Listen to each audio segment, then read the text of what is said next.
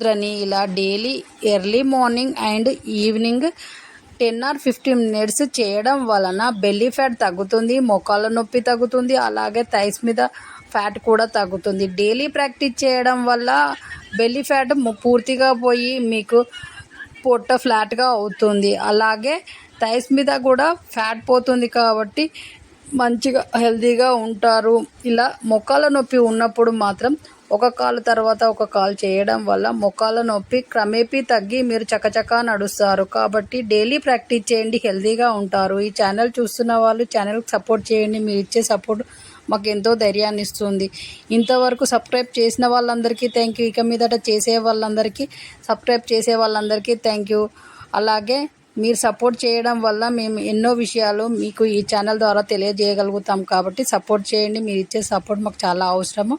అలాగే మీరు అందరూ హెల్తీగా ఉండండి.